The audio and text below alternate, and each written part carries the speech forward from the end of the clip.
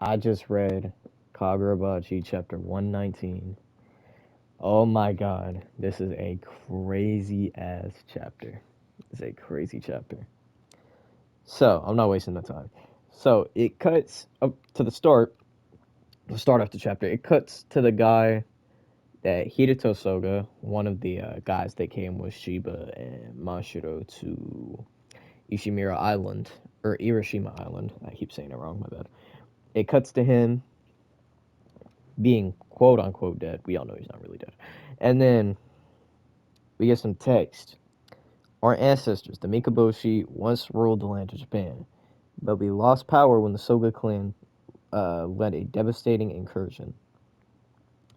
On the island where the Mikaboshi took refuge, they encountered an unusual stone. Desperately, they prayed and prayed for their descendants to live in peace forevermore. Even as the Soga clan's hero, Ukizane Soga, annihilated their entire island, as the king of the Mikaboshi sank into the ocean, the stone answered their prayers. With power conferred by the stone, in the darkness of the ocean floor, he created a country for us alone. And then a few pages over, you see a devastatingly cool panel of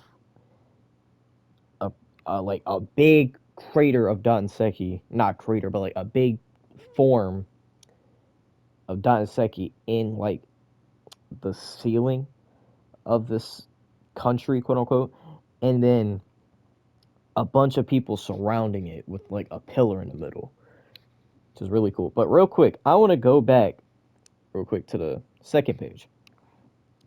If you read the chapter for yourself, you'll see in the top right there's this painting of, or like this tribe, like little tribal painting, not tribal painting, but like an ancient Japan style painting, where we see, I'm assuming, Ukizane Soga with a black orb behind him as the island sinks to the ground, or the island is broken and the Danseki's shown.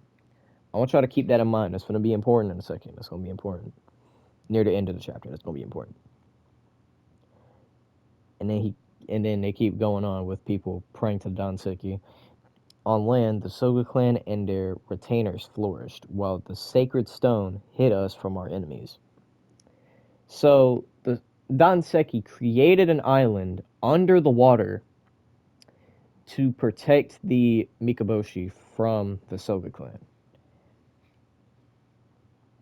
And then we cut back to the present with Shiba, Hirito, Yoshinojo, and Mashiro all standing in front of this old guy that had the 4 guards around him in the last chapter. And then the old guy talks to Hirito specifically,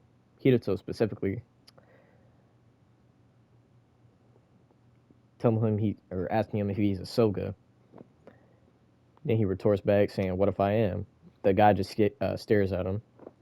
Then tells all of them, the man whose then tells Hirito, the man whose throat you just slit is Aryu, not Aryu, but Aryu.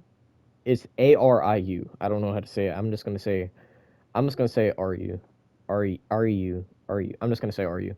Is Aryu Mikaboshi, the son and the crown prince of the Mikaboshi, or my son and the crown prince of the Mikaboshi. So obviously, if this guy's son is the prince, then that means he's obviously the king. And then Shiva talks back.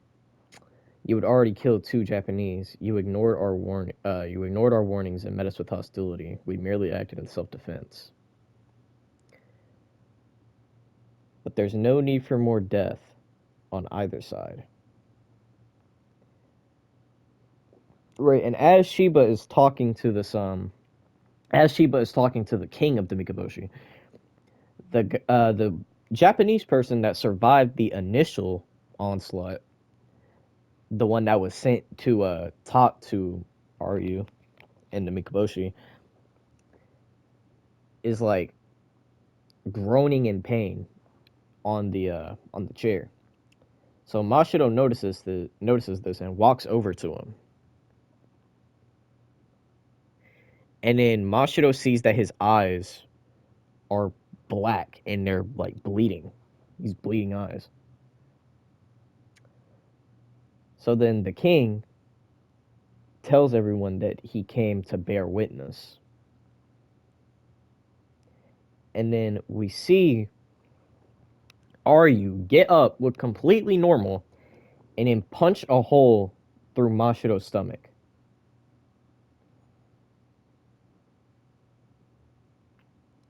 Basically, like he just teleported.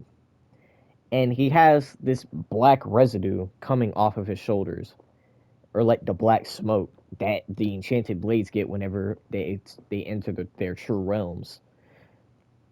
So I think we could just confirm that the Dantenseki is like, or the Dantenseki is like the true purpose of the true form, which is pretty obvious, but like still, you know what I mean? Kind of crazy. Now I ain't gonna lie, Mashiro got some respect for me out of this scene. He got some respect for me, cause then this dude immediately, after getting a hole punch through his chest, starts hitting this dude with shockwaves to keep him pinned there. Then he starts talking crazy to him. You wasted your ambush on me, like with a smile on his face as blood is coming down his face. Like, bro, I ain't gonna lie. Mashiro has some respect for me, bro. He might not live to see today, or he might not live to see tomorrow, but I definitely got some respect for him. I'm not gonna lie. So then Yoshinojo pulls his sword, then strikes his freaking arm, and then Shiba teleports behind him, and then teleports away, and then goes into a forest, making it a 3-on-1 with Shiba, Yoshinojo, and Hirato fighting Ryu all at the same time. And then as Shiba's thinking about how this guy's even alive in the first place, Hirato activates his sorcery, Kurotsuji. And then and then Ryu gets pressed into the ground by like some force, whatever. And then we see Hirato flying in the air with a black orb behind him. Now remember, in the original in like the second page, we saw the like the painting, not the paint, yeah, the painting of Uzi what was his name? Sorry, hold on. Ukizane Soga. We seen the original page of Ukizane Soga standing over the or flying over the destroyed island of the Mikaboshi. So this is without a doubt the same power, and it's pretty much Sokka confirmed here. As a general principle, sorcery uses the body of its as a general principle, sorcery uses the body of its wielder as its substitute. The sorcery passed down through the Soga clan male line, or for the Soga male line, demands exceptionally advanced physical skills, developed through extreme physical conditions and swordplay. This weight in the black sphere behind him, the power that sank our ancestors into the ocean. Yeah, so Hirato is basically practicing the same type of sorcery that killed that banished the Mikaboshi from their island, or that destroyed the Mikaboshi island in the first place.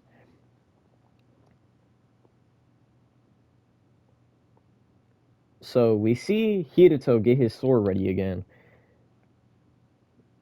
and then the narrator glazes a little bit. Hirato Soga, the only living practitioner of Kurotsuji's sorcery. We see him draw his sword, cut Ryu with it. Then he flips his sword in his hand, putting it in reverse grip with like the little EIY purity stance. Not exactly like that, but kind of holding it like that.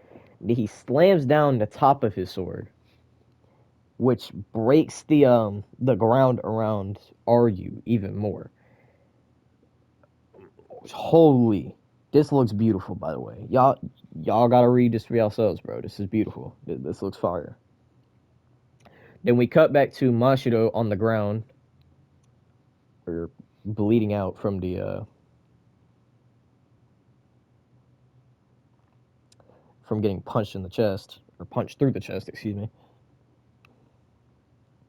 Then Mashiro sees a head on the ground. Now I'm not sure if this is one of the Japanese people or or one of the Danseki or one of the Mikaboshis. I'm assuming it's one of the Mikaboshis. That would make the most sense. Then the head talks to him. We must not go hungry. We must not go hungry. We must not allow the enemy to seize the stone. They promised. And then it cuts to the Mikaboshi on their island under the water. And there's a child and bugs, right? There's a child and there's bugs, like centipedes, beetles, cockroaches, spiders, stuff like that. And keeps going. Our enemy is the Soga clan, and those who prosper under their auspices. Our enemy is the Soga clan, and those who prosper under their auspices. And then we see the bugs getting crushed up. The blood of the bugs getting poured into like a chalice, and then Aryu, the prince, drinking from that chalice. And then he keeps going. We must not starve. We must not allow the enemy to seize the stone. The power of the Danseki is fundamental to our civilization. The Mikaboshi born here are born with an innate affinity for the Danseki. And then we see black smoke, pretty much cloud around Aryu as he's standing in the middle.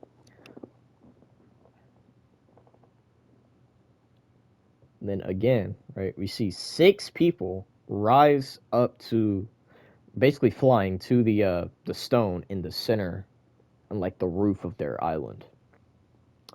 Among us are 6 guardians chosen from pure-blooded Mikaboshi. By the prayers and blood, they bear the original power once wielded by the Mikaboshi king. Reconstruction of the environment.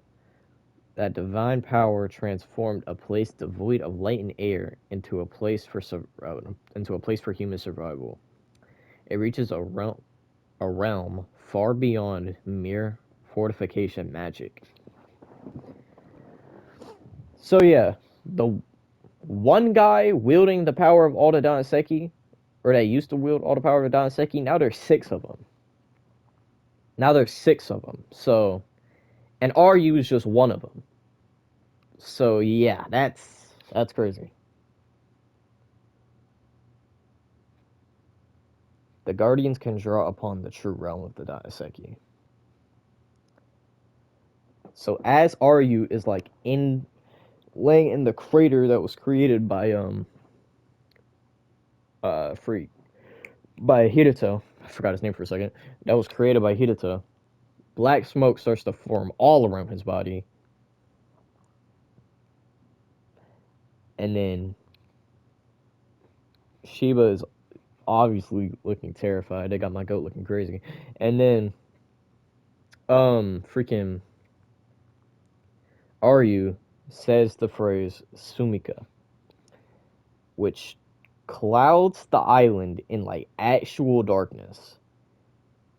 And bro is just aura forming in the center with like the centipede thing going around him, kind of like the Shinoichi when it uses centipede. I ain't gonna lie, I'm gonna make this the thumbnail just so y'all can see this, bro. This is fire. This is fire. And yeah, that's where the chapter ends. So yeah, no wonder Sheba was crying in that interrogation room, bro. I'd be crying too if this was going on, bro. I'd be crying too, man. This is a lot. But yeah, that's gonna be it for this Kagurabachi video. Hope y'all enjoyed this one. See you on the next one. Goodbye and stay safe.